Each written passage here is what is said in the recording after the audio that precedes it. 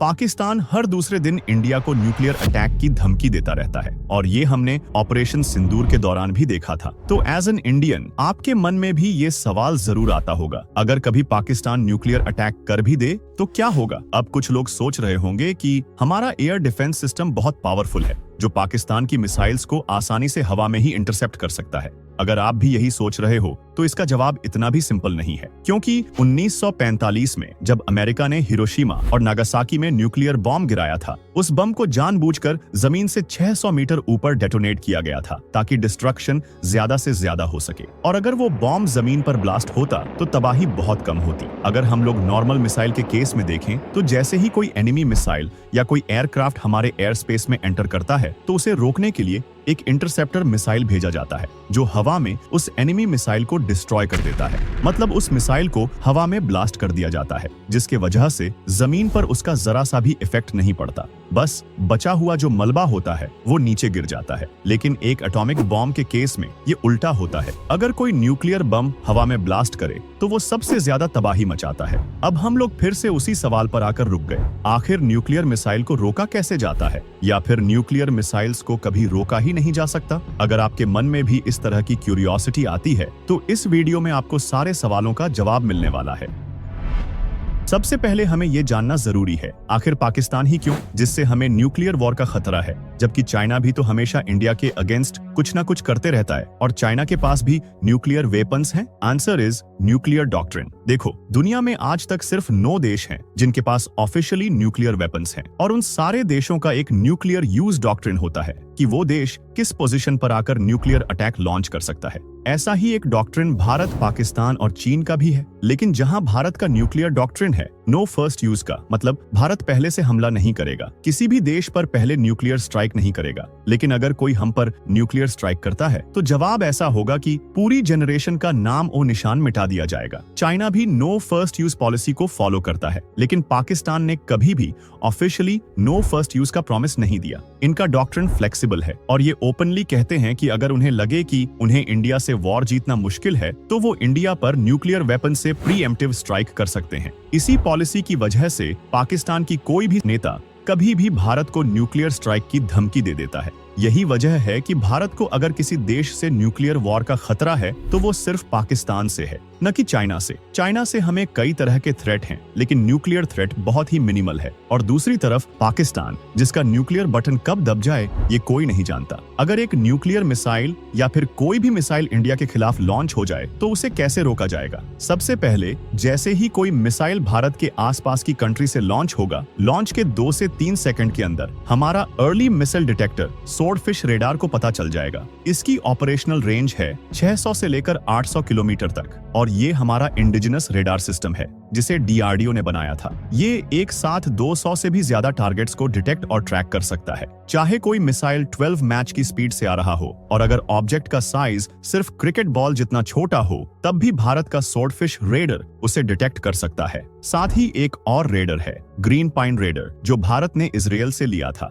अभी के समय इसे सेकेंडरी रेडर की तरह यूज किया जाता है। दोनों को मिसाइल डिटेक्ट करने के लिए ही डिजाइन किया गया है। तो जैसे ही दुश्मन मिसाइल लॉन्च करेगा 2-3 सेकंड के अंदर ही हमारा missile command and control centre activate हो जाएगा। स्वॉर्डफिश से मिल रहा रियल टाइम डेटा यूज करके एनिमी मिसाइल का एग्जैक्ट ट्रैजेक्टरी और इम्पैक्ट पॉइंट कैलकुलेट किया जाएगा, जैसे कि मिसाइल कहां से छोड़ा गया है, किस स्पीड से आ रहा है और इसका टारगेट पॉइंट क्या हो सकता है। ये सब कुछ ही मिली सेकेंड्स के अंदर एआई एल्गोरिदम्स और रियल टाइम फिजिक्स मॉडल से प्रिडिक्ट किया जाता है। और जैसे ही सिस्टम कंफर्म कर लेता है कि ये मिसाइल न्यूक्लियर या डेंजरस वॉरहेड से लैस है तो रेडार ये पता लगाता है कि एनिमी कंट्री ने कौन सा मिसाइल लॉन्च किया है। फिर उस मिसाइल को इंटरसेप्ट करने के लिए हमारे पास जो बेस्ट मिसाइल होगा उसी को लॉन्च किया जाएगा। जैसे कि अगर दुश्मन ने बैलिस्टिक मिसाइल लॉन्च किया है तो उसे रोकने के लिए हमारे पास है पृथ्वी डिफेंस व्हीकल, जो 150 किलोमीटर हाई अल्टीट्यूड में जाकर किसी भी इंटरकॉन्टिनेंटल बैलिस्टिक मिसाइल को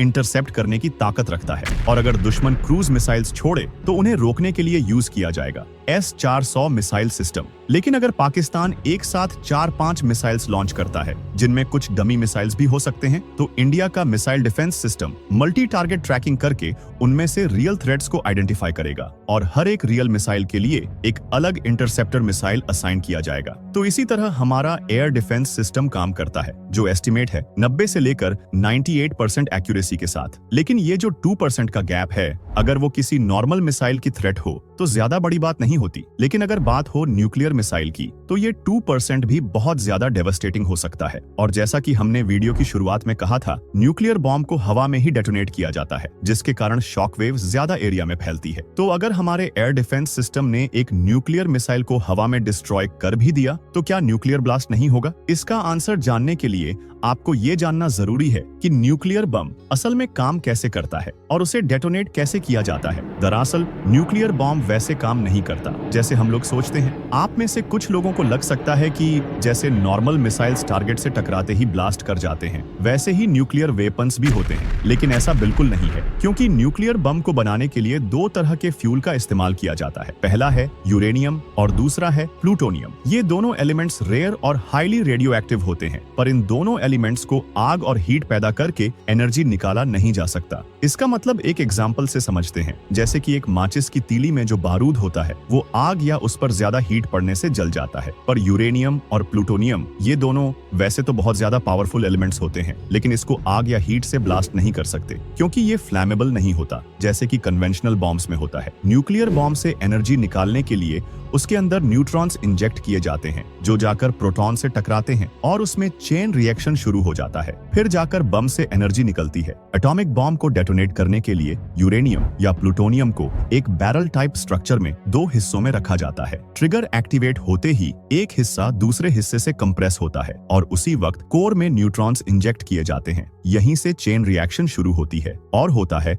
एटॉमिक ब्लास्ट। अब आपको समझ आ गया होगा कि अगर एक इंटरसेप्टर मिसाइल एनिमी के न्यूक्लियर मिसाइल से टकराए तो उस टक्कर से चेन रिएक्शन शुरू नहीं होगी, मतलब एटॉमिक ब्लास्ट नहीं होगा। हमें बस इंटरसेप्टर मिसाइल को सही वक्त पर लॉन्च करना होगा ताकि वो न्यूक्लियर मिसाइल को डिटोनेट होने से पहले डिस्ट्रॉय कर दे, जिससे हम लोग न्यूक्लियर मिसाइल को ब्लास्ट होने से तो रोक सकते हैं, लेकिन उस मिसाइल के अंदर मौजूद रेडियो एक्टिव मटेरियल हवा में फैल सकता है और यही रेडिएशन लीक कितना खतरनाक होता है, इस बात का अंदाजा आप लोगों को पहले से ही होगा। इसलिए हम न्यूक्लियर मिसाइल को रोक सकते हैं, लेकिन उसके रेडिएशन को कोई नहीं रोक सकता। अब जरा सोचो, अगर पाकिस्तान ने कभी गलती से भी इंडिया के खिलाफ न्यूक्लियर स्ट्राइक लॉन्च कर दिया तो भारत किस तरह रिस्पॉन्ड करेगा? जैसा कि हमने पहले ही बताया, भारत की पॉलिसी है नो फर्स्ट यूज की, लेकिन जैसे ही कोई देश पहले न्यूक्लियर स्ट्राइक करेगा, इंडिया तुरंत अपनी पूरी स्ट्रेंथ से मैसिव न्यूक्लियर स्ट्राइक बैक करेगा। चाहे पाकिस्तान ने सिर्फ बैटलफील्ड लेवल टैक्टिकल बॉम्ब ही क्यों ना यूज किया हो, इंडिया का जवाब होगा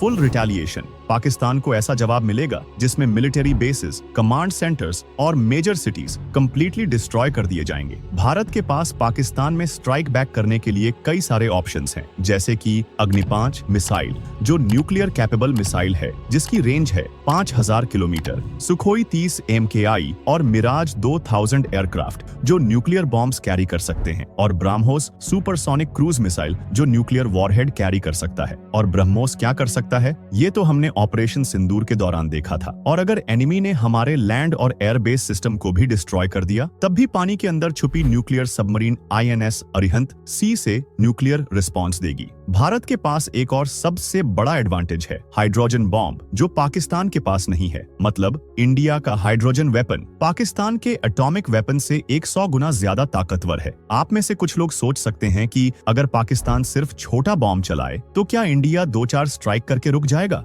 answer is absolutely not. Nuclear attack tactical हो या स्ट्रेटेजिक, उसका जवाब हमेशा मैसिव ही होगा। इंडिया पूरी तरह से न्यूक्लियर वॉर में घुस जाएगा। स्ट्रेटेजिक एक्सपर्ट्स का कहना है, अगर इंडिया ने रिटेलिएट किया तो पाकिस्तान की 50 to 60% पॉपुलेशन खत्म हो जाएगी, मेजर इंफ्रास्ट्रक्चर और मिलिट्री बेसिस वाइप आउट हो जाएंगे, कोई फंक्शनिंग गवर्नमेंट बचेगा ही नहीं। हो सकता है शुरुआत में इंडिया भी थोड़ा नुकसान उठाए, लेकिन पाकिस्तान पूरी तरह से मिट जाएगा। इंडिया की तरफ से उस जवाबी न्यूक्लियर स्ट्राइक का नाम होगा नो सेकंड पाकिस्तान। अगर आपने यहाँ तक वीडियो को देखा है और आपको इससे थोड़ा सा भी वैल्यू मिला है तो वीडियो को एक लाइक जरूर करना और कमेंट में जय हिंद लिखना मत भूलना। मिलते हैं अगले वीडियो में। जय हिंद।